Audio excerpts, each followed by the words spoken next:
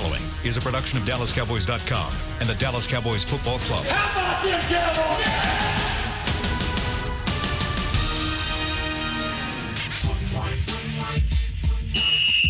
Let's go, baby. Are you ready for a break? Yes. Are you ready for a break? Absolutely. Ready for a break?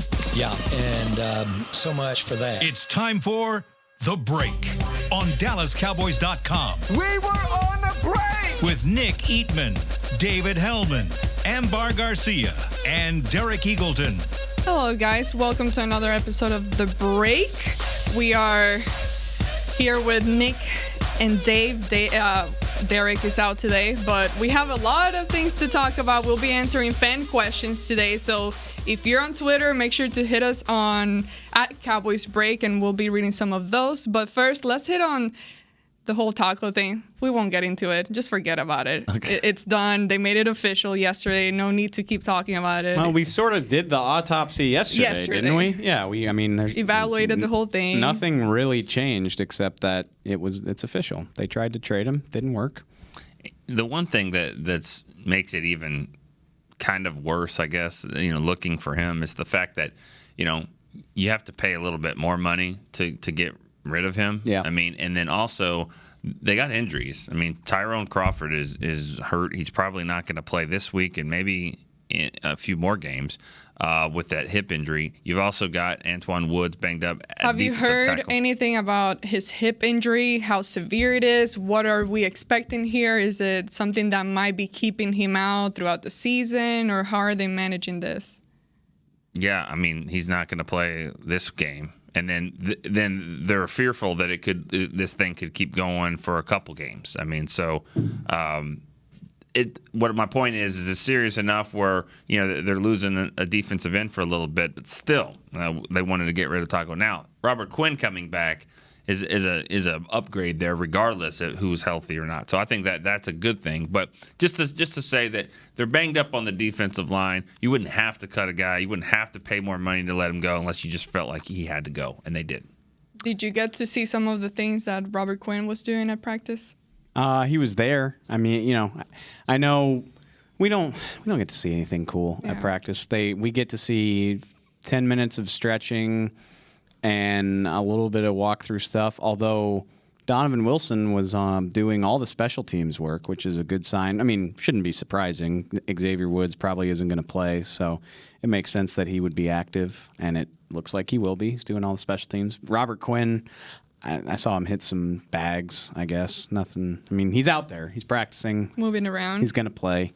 What about That's Tavon fine. Austin? He was not there. So Tavon out, Gallup out today. I'm just talking about today. Gallup, Tavon, Xavier Woods, Raekwon Woods, Tyrone Crawford, Luke Gifford. I think that's it. I would think the guy that has the best chance to play would be Xavier Woods, but I don't know if he will. But I do think he's the healthiest of that group. I got a chance to talk to Steven the other day. Steven was like, I think he certainly could play. He's gotten better and better. But the fact that he didn't practice today, they want to have a reason to play Donovan Wilson. This might be a good one. Such a weird week. And look, I get it. It's their job to take this seriously. But, most weeks you're like, can he play? Can he play? Can we get him to do something Thursday or Friday and try to get him to the game? But in this situation, I'm like, take a seat. I think maybe they can handle this without you, and you get healthy for the Saints. The more players, obviously, you downgrade, the harder it's going to be. You're kind of lowering the gap that between the Cowboys and the Dolphins. Your best your leading receiver, Michael Gallup. Mm-hmm. Okay, now we got to put Devin Smith in. That's going to be downgrade, and then Darren Thompson for Xavier Woods, and Tristan Hill for Raekwon Woods. All that. The more you keep doing that, the more it's like, all right, you're kind of getting down to that level. I'm not saying they're there yet, but I just mean they still have a pretty significant. They still got a good lead on it. I'm not saying Vegas is gap. changing their spread or anything like that. It is interesting. Every week at practice, some of the beat writers, like, you just try to. We do it on the show. You're like, okay, who's going to be inactive for this game? What are the inactives going to look like? It's not going to be hard this week, probably. Right. Not going to be hard to get to 7 at least. Like, it might be hard to function. Literally, I'm sitting there today thinking, can they really afford to sign another receiver? Like, if Gallup's not going to be gone long enough to put on IR, and you assume Tavon will be back at some point, are you really going to do that again? And who do you cut? And all that good type of stuff. And it seems like they're going to play this game with 4 wide receivers. 4 receivers. Yeah. And one of them has never caught a pass in the league, Cedric Wilson. And maybe I'm wrong, but that's the impression that I get right now. They haven't brought anybody in. They've got a receiver on the practice squad. I can't even remember his name right now. He wasn't here during training camp.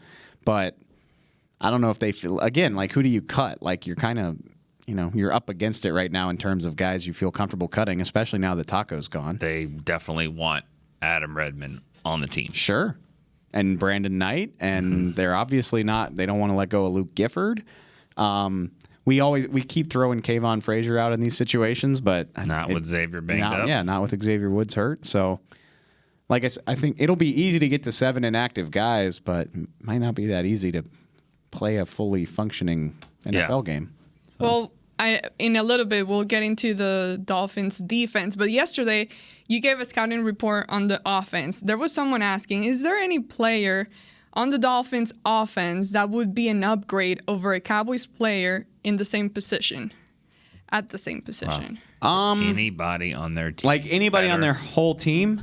I mean, That's a great question. I don't think so. I think the world of Tony Pollard, but if you told me I could swap him for Kenyon Drake, I might do that. That would be the You're talking. one. I mean, are we talking starters or just players? Yeah, starter. I mean, I would As far think as talent. I would think starters, like your 11 versus their 11. Oh, yeah, then I'm no. sure. I'm sure one of their 11's better than a backup. But like even their left guard, is he better than Connor Williams, who's kind of struggled? No. That's a good question. Is Devante Parker better than even if you said better than the number 2 receiver? Is he better than Gallup? He might be more talented than Gallup, but like I don't. Okay, compare it to Devin Smith, let's say. Oh yeah, Devante Parker. He's probably an upgrade over that's more Devin talent. Smith. Yeah, I mean, that's more really experience. their number 1 receiver against the Cowboys' number 5. I'll tell you. receiver. Not only that, I'll tell you this though. Like, I mean, Parker was the 14th overall pick. It's fine to say he's more talented than Gallup. I like what Gallup brings more than Parker. And maybe he's more diverse than this. Maybe the Dolphins are just bad and they can't get into his skill set. But like, he's just like a jump ball downfield guy. Like, that's the only thing I've ever seen him do. Is their tight end better than the Cowboys' tight end? Gesicki? Doesn't seem like he's as well rounded. I mean, Jason Witten's not the blocker he used to be. And Jarwin's not here for his blocking ability. Not that he can't do it, but that's not his strong suit. But they seem to be more functional right now than I think what he is. Gesicki, I'd gladly take him on this team just from talent alone. But like in terms of this being a team that likes to run the ball, I could see him. I hate to compare him to Rico Gathers, but I could see if he was on this team, it would be like, why isn't Gesicki playing more? Like, what are we doing? And the coaches would be like, he can't do any of the stuff we ask him to do. All he's good for is lining up in the slot and running downfield.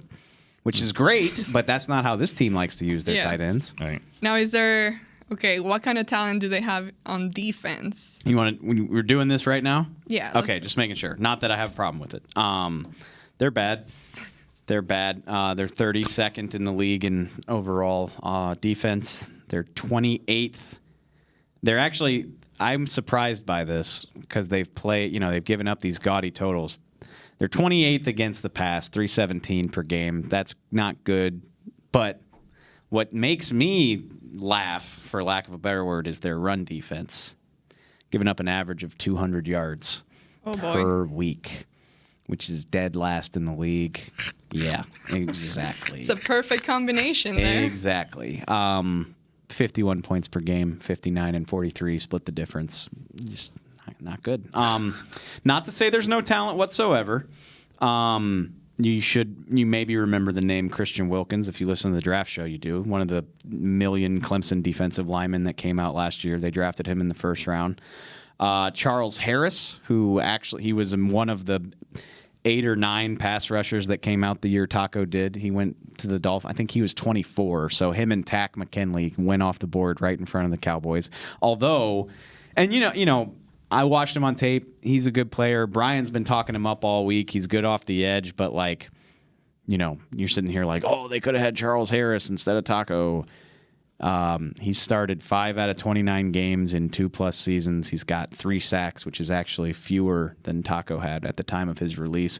Granted, the Dolphins have not been as good as the Cowboys over that stretch, but I have a hard time believing they're just super thrilled at his production to this point in his career. They let go of Robert Quinn, so that maybe to open the door for maybe. Only 2 games into the season, but and it's they do the 3-4 thing. Like he's coming off the edge as a stand-up guy.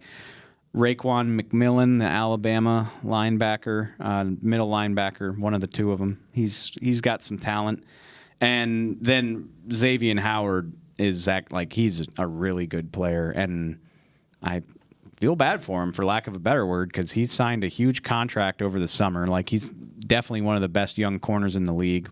I don't know if he's best in the league, but certainly top 5 or 10 at that position, especially among younger players.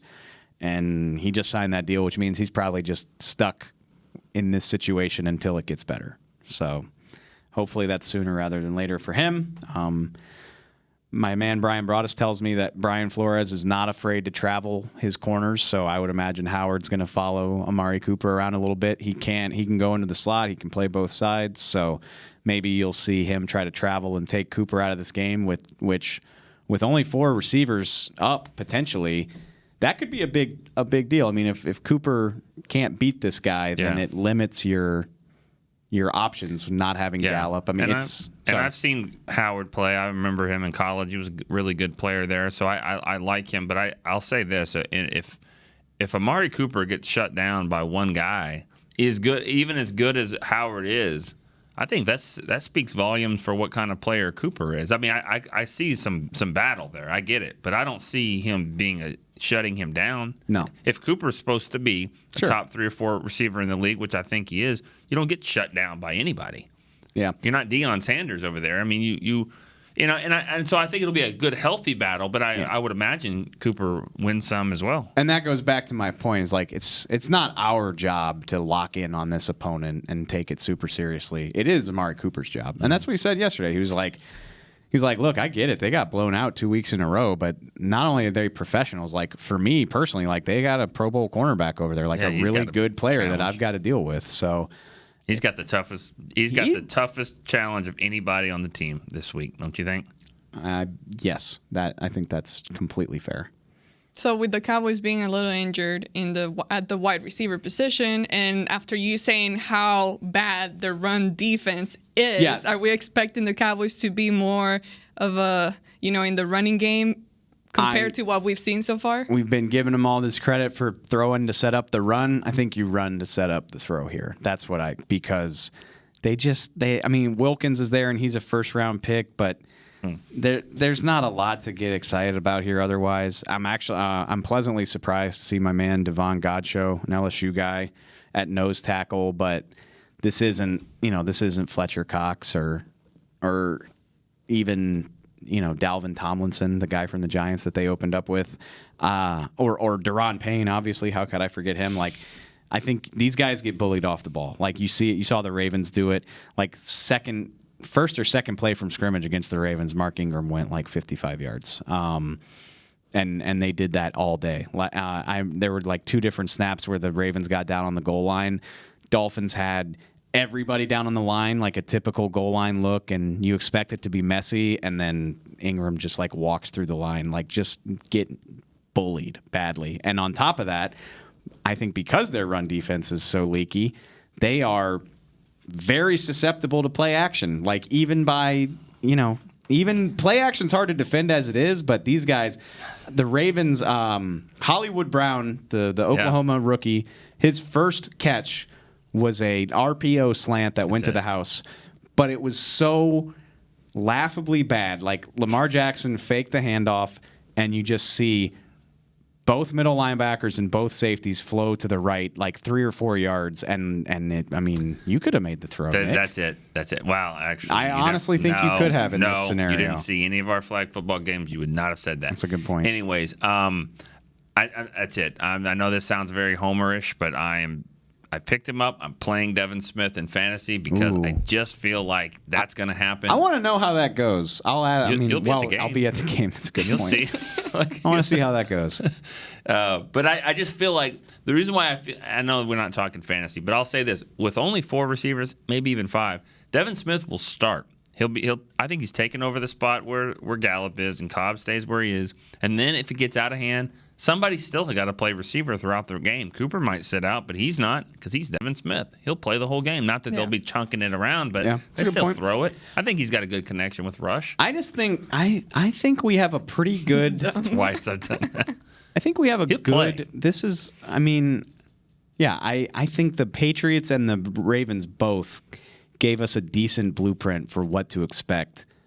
Because I mean, you don't associate this with the Patriots, but like they like to run the ball. Mm-hmm. They have Sony Michel now. They've got James White. They've got all these running backs. Their quarterback does not care about stats. No, he cares about rings. He's got more than one hand. And I mean, if the Ravens and Patriots are putting up almost 200 rushing yards per game, I'll be alarmed if the Cowboys can't do that. Like if you're not flirting with 200 yards as a team, and it doesn't have to all be Zeke, obviously. Who will have more rushing yards, Zeke or Pollard? Zeke, because Zeke will do his damage and get out. I mean, you saw it. Pollard's stats were bad in week 1 because you're just plowing into the line at the end of the game. I think he will. I think he still Maybe gets more chances, more snaps. You know, obviously with him being out all off season or during training camp and all that happening, I think that he still hasn't picked up his game. I bet it's close. My favorite play from both games watching, and I guess this isn't technically defense, but it's, I mean, they are not a good team right now. The Ravens, they were already up like 28-0. Like they zipped down the field at will for the first 4 or 5 possessions, and then the Dolphins finally stopped them. 4th and short. It's a lopsided game anyway, and the Ravens faked the punt. They snapped it to their up back, and he sort of took a jump step through the line and was just off to the races. Yeah. He went 60 yards on a direct snap to the up back, like a fake punt that's designed to get you exactly how much you need. And he went 60 yards. And John Harbaugh was criticized for that. But he said afterwards, and a lot of coaches agree with this, he said, listen, we teach our guys to get a certain look, and they were not lined up. When they see a certain look, that's what they're supposed to do, regardless of the score and all that. And they want to put that on tape. I mean, I know that sounds like classless and all that, but it's like, this is what we do. If you're not going to get lined up, we will do this. If you want to try to have that argument with me in college football, especially if it's like an overmatched team where like it's like FCS or whatever, like we could have that conversation. But like in the NFL, come on, like you're talking like. You're here to, like, everybody. I'm saying, like, how are you going to criticize him for that? Right. Like, you're here to win the game, and like jobs are on the line, millions of dollars are on the line. I mean, sorry if you got your feelings hurt. Like, there's a lot of money at stake here. All right, let's go ahead and take our first break. When we come back, we'll start answering some of these questions that the fans have been sending in. While a player could look good on paper, it's when he's out on the field that you really find out what he's made of. That's why the Cowboys rely on more than just stats and scouting reports when building their team. When picking a tractor, it's why you should rely on more than just specs and features. You've got to take it out and put it to the test. The Cowboys did when they named John Deere their official tractor. Experience one for yourself. Visit myjohndeeredealer.com/football. Do you want the most interesting, up-to-the-minute Dallas Cowboys news straight from the Star in Frisco? How about exclusive and on command? That's right, news and nuggets you can't find anywhere else. With our exclusive Cowboys content on Alexa, you can have all the answers, secrets, stories, and more. What's Stephen Jones thinking during a game? What's Joe Looney's favorite pregame meal? We take your questions to Cowboys players and coaches, and you can hear the answers directly back to you. Just say, Alexa, open Dallas Cowboys. Want to use what the pros use? How about the official men's skincare brand of the Dallas Cowboys? Jack Black. Right now, you can get the Jack Black Starter, a curated collection of Cowboys locker room favorites for just $10 with free shipping. The starter includes 4 Jack Black skincare favorites, plus a full-sized intense therapy lip balm. Go to getjackblack.com/Cowboys and use the code word TEAMJB. That's getjackblack.com/Cowboys. The Jack Black Starter, $10, free shipping. The excitement of Dallas Cowboys football is back at AT&T Stadium. The place is going crazy in Arlington, Texas. Don't miss your chance to see the Cowboys live when they host their NFC East rivals, the Eagles, Giants, and Redskins, plus the Green Bay Packers and more. Elliott works his way through and walks the dog. Single game tickets are on sale now. Get them before they're gone. First and goal, quarterback sneak. Prescott pushes up the middle. Touchdown. Visit DallasCowboys.com to get your tickets today. Back to the break. Welcome back, guys. Now, let's get this one out of the way because people keep asking about Randy Gregory and what's going on with him. He did apply for the reinstatement. There are no news happening there. We haven't heard anything different. So far, they're just waiting on the league to give a response back. Am I correct on that? Yeah, I feel like you handled it pretty well. I don't mean to sound mean. Like people love asking me, like, "Hey, have you heard anything on Randy?" I'm like, if I had heard something on Randy, why would I be keeping it to myself? I wish You'll be on Twitter within like 15 seconds. I wish that I knew more about Randy Gregory. It drives me crazy too. Like I understand that it's frustrating, but it's a frustrating process. I don't know the answer to this. I'll just say, I mean, the season doesn't sneak up on anybody. Everybody knows when training camp starts. Everyone knows when the season starts. Everyone knows when you start getting paid to play football. So the fact that you've you applied for reinstatement now as opposed to doing it earlier, there's a reason for that. But we don't know exactly why. I mean, I think it's pretty obvious to say that you probably have a better chance to be reinstated now than you would have been 4 months ago or 3 months ago, because that's when the football season starts, and everybody knows that. So, I mean, I don't think I'm speaking out of turn to say there's probably a better chance to be reinstated now than why he didn't do it before. For whatever the reason, he wasn't ready to play. He wasn't able to pass the test. I don't know. I don't know. You needed enough time to pass to. Yeah, I mean, get your arguments in order, get your stuff in order. Yeah, we don't know why. I mean, I don't mean to speculate. I just know, there's a reason why he did it now and not before. So maybe that's a good thing. Maybe he has a chance to be reinstated. I bet we'll hear something about him this season. I just don't know when. All right, we talked about Gallup, the wide receiver position. Do you guys expect the Cowboys to be utilizing their tight ends more? Mm-hmm. That's a yes. They probably are going to have to if they only play wide receiver. I mean, if they only have 4 wide receivers, like you would assume that means more 12 personnel, limiting the exposure to your wide receivers. I don't think it. I heard somebody suggest like Jarwin could do some receiver stuff. I don't think I buy that. But getting multiple tight ends onto the field. But they are more. Well, you know what? I'll say this: the catch that he made. The 22-yard catch, the only catch that Jarwin made, it was a really nice throw from Dak, and it was one that was kind of a receiver-like route. But it's different to be there as a tight end and get that kind of matchup and then make the play as opposed to saying, I'm a wide receiver now, because you won't ever get open. I mean, he's not going to beat any cornerback in the league. And that's what tight end. I mean, when I say that, and Jason Witten's getting right in front of Josh Norman. Yeah, making plays. That was one of my favorite plays of the game. Trust in Kellen Moore. You know what? Yeah, put him at receiver. Like it. But I see someone asking about Tony Pollard in the slot. I would like to see that a little more this week. Please.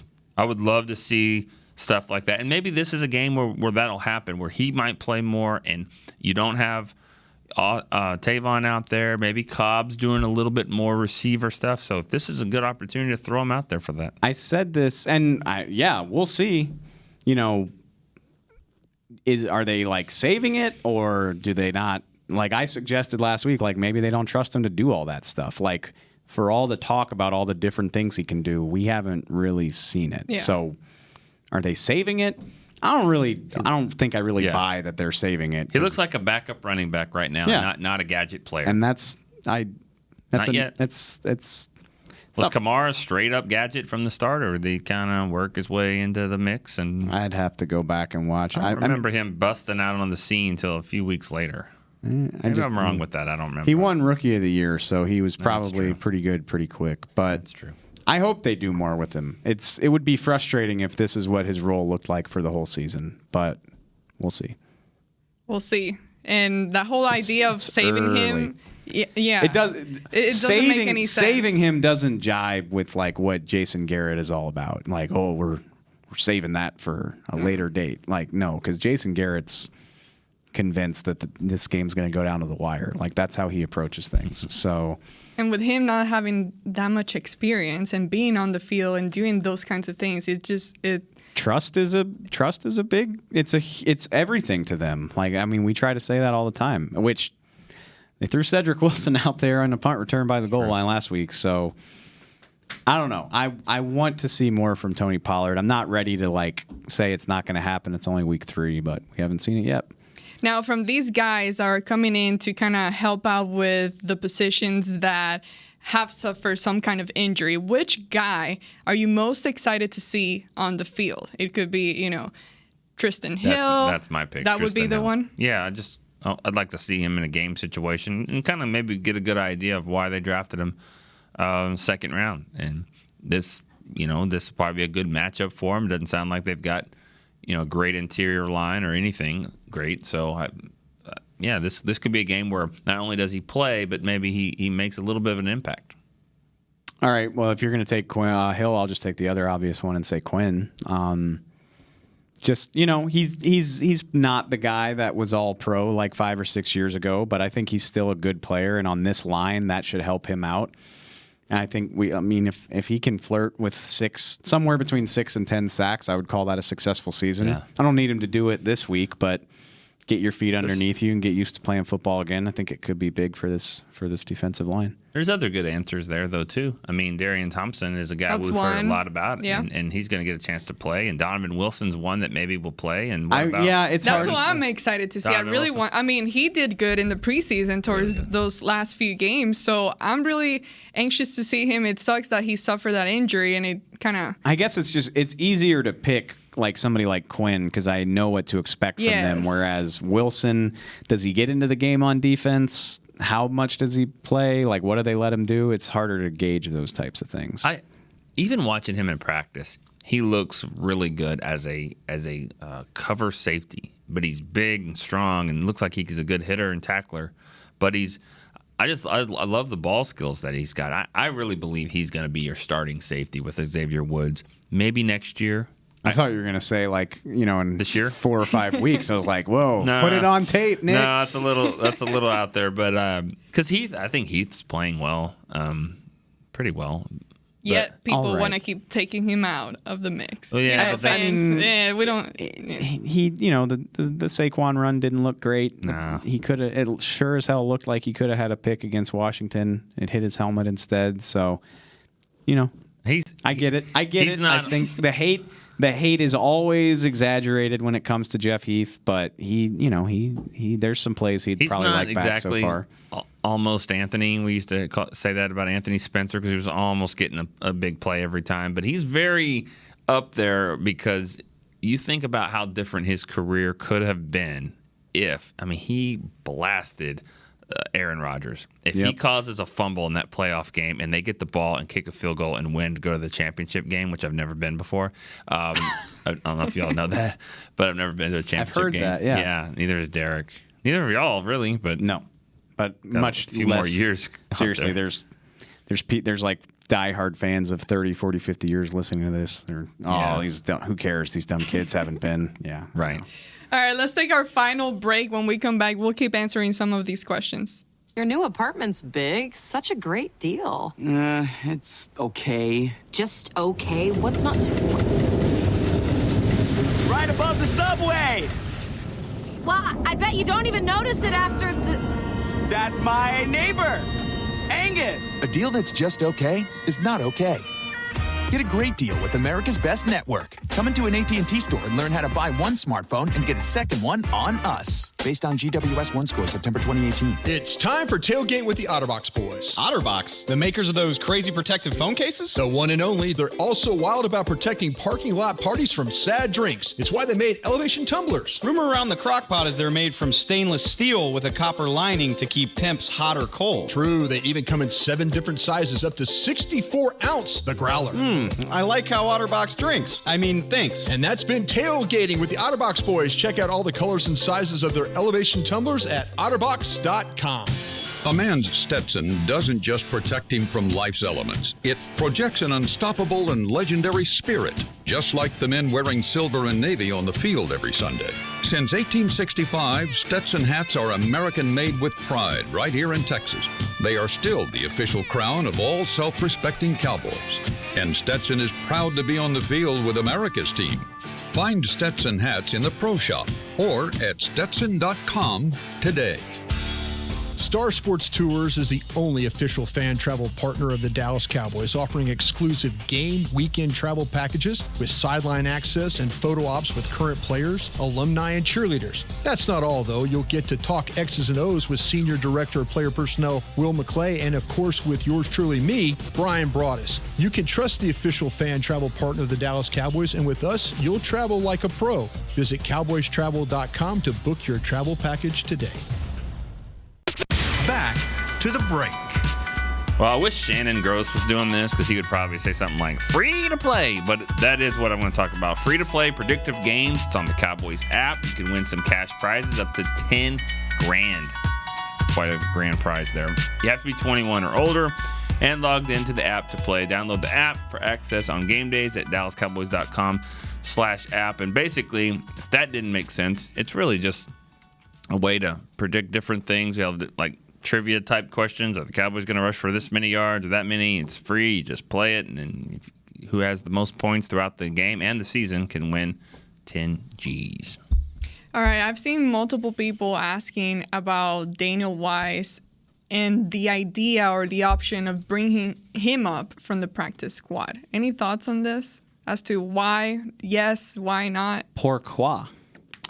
Why not would be no room for you. It's already a crowded area. And no need to move him off the practice squad. Just like there was no need to move Blake Jarwin off the practice squad until the Eagles called and said, we want him. And they're like, whoa, so do we. You're on the team now. So that if that happens, they might do that.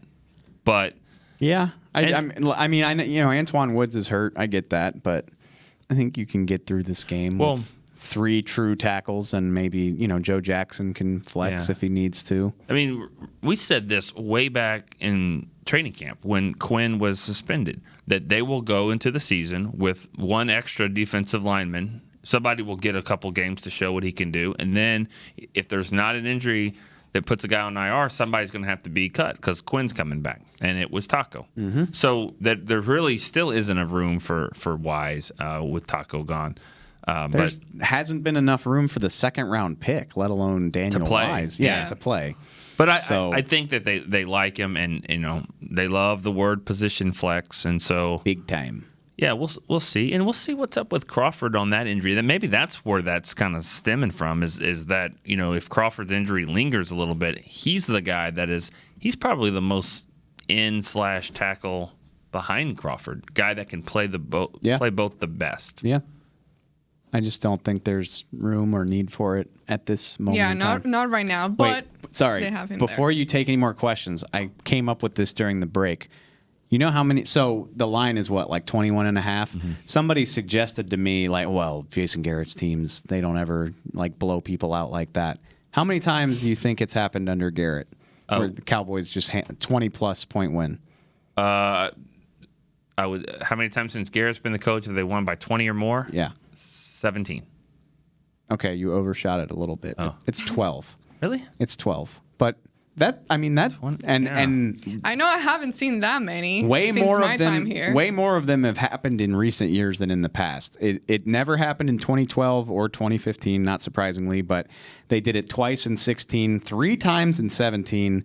Most recently was last year when they crushed Jacksonville.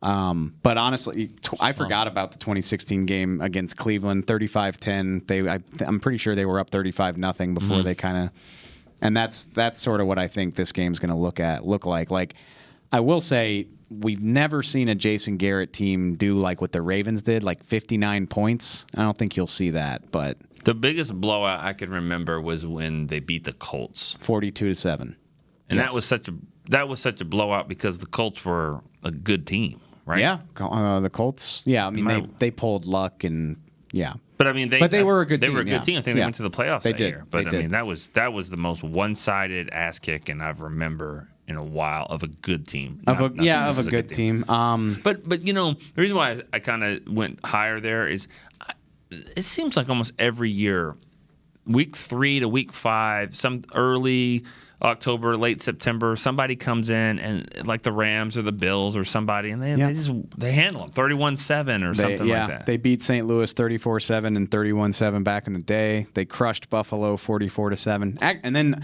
I don't remember how good the Saints were this year, but I just remember week 4, 2014.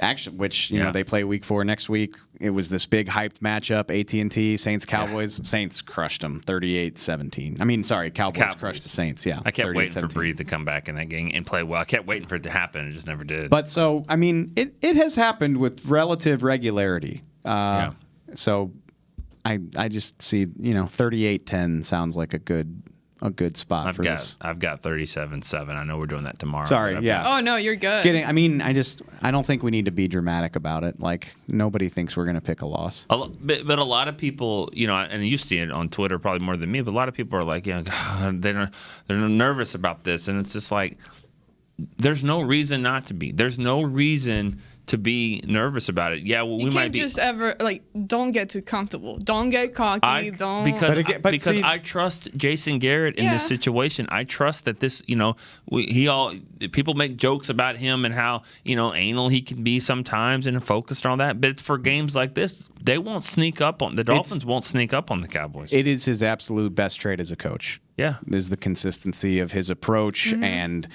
You're not going to win every game, but I've never seen a Jason Garrett team come out and lay an egg against a bad team and just really look like crap. I've never seen a Jason Garrett team absolutely get its doors blown off from beginning to end. Yeah, there were 2017. The Eagles and the Chargers, those games got away from them at the end of the day, but I've never seen a Garrett team just get kicked up and down the field from the beginning, and I've never seen one just show up completely unmotivated to play either. When was that Saints game? Oh, that's 2013 November. Yeah, that's no, because even still, at halftime. Nearing halftime, that game was pretty close. We're talking 2013, Saints beat them 49-17. It was a gross, but it was 14-10, I think, or maybe 21-10 going toward halftime. It was getting out of hand, but not quite there. And then Darren Sproles broke off a long run. So even that, they were even in that for a half. Okay, so I guess this plays into this question. With all the injuries going on around the NFL, when you start looking at the upcoming opponents for the Cowboys, what game do you think or consider that would be the first real test for the Cowboys? Next week. Saints. Next week. And that what's going on without. Yes. I'm the one sitting here saying this game will be easy. I don't care if it makes you uncomfortable. It's a different animal. Teddy Bridgewater was a second-round pick. He's had success in this league. He's got a quarterback guru coach who's going to scheme some stuff up for him. Oh, and by the way... Wasn't a first-round pick? Second. I think he just outside the first. I thought he was just inside the first. He might have been. I'm sorry if my memory's fuzzy. Anyways. Somewhere between 30 and 35. He's a highly talented player with a great quarterback coach drawing up a game plan for him in one of the best home field advantages in the league. Oh, and by the way, they have one of the deepest rosters. Their defense doesn't get nearly enough credit for how good it is. Cam Jordan. And they have good fans over there. Yeah, I said it's a tough place to play. I said one of the best home field advantages in the league. Yeah. I wasn't paying attention. It's that if you don't think that game's going to be a test just because Drew Brees isn't there, I think you're crazy. I think Drew Brees is outstanding. I think he's helped Sean Payton become a good coach. I think Sean Payton's also helped Drew Brees become a Hall of Fame quarterback. I think they've been great together. And I think, like you just said, he'll make Bridgewater. I mean, they'll get them ready to play. They're not going to roll over. That'll be a great game. It's a great test for the Cowboys. What? I think the last time the Cowboys went to the Superdome, it was with Whedon. Yeah. And that game went to overtime. Good game. And they had Breeze. They had talent that year. So, and that's the point I'm trying to make. Like, there's a difference between, oh no, we don't have our starting quarterback, or we're dealing with these injuries, and what the Dolphins are. The Dolphins are a different thing altogether. But they're just not they're the worst team in the NFL by a considerable margin. But we've said all along, when the schedule came out at New Orleans and Green Bay, sitting right there, that not only should you be 3-0, but you better be 3-0. You better be 3-0 going into this if you want to have that type of season. Not to say that you're going to lose both games, or you might even split or whatever, but a split looks much better if you can go to 3-0. So it takes it back to this game right here. Don't overlook anything. Go handle your business, knock them out, and move on to the next game, because you need to be 3-0 when you got especially Saints and Packers. The day the schedule came out, it was like they need to be 3-0, but losing, like, now that you're 2-0, all right, if you lose on the road in Washington, that's not great, but it's the NFL. But like, you cannot lose this game. If you lose this game, Dolphins and if you lose this game, you're not as good as you think you are. You're not good. Period. You're not good. Like, so I mean, they're not going to lose this game. The Saints. Right? They're not going to lose this game. No, of course not. We're asking the tour. They know. Yeah. But they didn't hear me. You got the Saints. You got the Packers. The Eagles are on the horizon. Oh, by the way, Jets. The Rams and the Bears are further down the road. Like, when you're tallying up like how to get to the playoffs, when it starts to get cold, like if you lost to the Dolphins, you are screwed. Okay, final question. With all the shuffling going on at the defensive line for the Cowboys, over or under 3 sacks for this game? What would you say? I said over last week with 3, and I whiffed on that one. But I'll do it again. I mean, I think that's what they're. I think the Dolphins are having a really hard time getting guys blocked, and I think the Cowboys, D-Law and those guys, they're frustrated because of that. I think you'll see more than 3. I'm going to say 3 exactly. If you want to call that a push, I'll say exact. Like, they'll have some. Push would be if you give me the names of who's making those. That's a push. All right, 1 each for Tank, Malik, and spread it around. I'm saying Quinn would be too easy, so then like the third one will be Jalen Smith. Okay. So they'll spread it around. I'm sticking with Hyder to get one here. That would be fun. I think Hyder, D-Law, more than 1 for him. Probably 2 for him, 1 for Hyder. And then how about little Joe Jackson? Okay. He's not that he little. Ain't little. He's not he little. Ain't little at all. He's not little. He's going to play a lot. You'll play there. a lot in the second half, and he'll get a sack. Joe Jackson. Well, see, and then once you have all these other guys, Crawford, not Crawford. Lawrence oh my God, DeMarcus Lawrence. I don't know why his name. Lawrence, you got Malik Collins in there. If Robert Quinn is doing some things, I mean, that can create opportunities for other guys to be able to step in there, because I'm assuming the Dolphins' offensive line would be paying attention more to those guys like that with that kind of caliber. If the pass rush struggles to affect the quarterback in this game, then Monday we need to be having a conversation about how good they actually are. I mean, because like and like we said yesterday, like the Dolphins are going to throw some screen passes. They're going to try to mitigate their problems. But over the course of 60 minutes, and like I said, like they don't need to get 7 sacks to have success. But if you're affecting the quarterback, getting him on the ground a couple times, doing more to provoking some turnovers. Yeah, like they need to be more active this week than they have been the last 2 weeks. All right, well, this is all the time we have for today's show. Thank you guys so much for tuning in and listening. We'll be back tomorrow with some final game day prediction. I don't know. Derek is hosting that, so he'll take care of that show tomorrow. We'll see what he comes up with. For Nick Eman, David Hellman, and Member Garcia, this has been The Break on DallasCowboys.com radio. This has been a production of DallasCowboys.com and the Dallas Cowboys Football Club.